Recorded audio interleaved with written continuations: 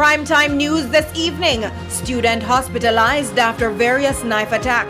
The latest incident leaves Portmore school community in panic. Jamaica renews call for international assistance to Haiti.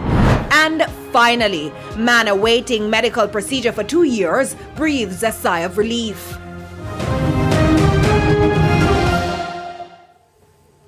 Good evening and welcome to Primetime News. We're live on air and online at onespotmedia.com. I'm Herman Green. And I'm Janela Precious. Later in the newscast, we will have the financial week. And Jordan Fort is here to give us a preview of what's to come in Primetime Sports. Jordan?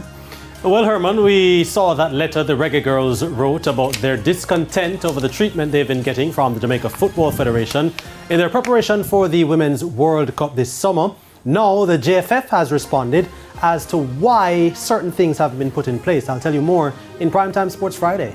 And Romain is also here with a preview of the weather report and forecast. Thank you, Janela. We are expecting to have cloudier than normal conditions across most of the island for this weekend.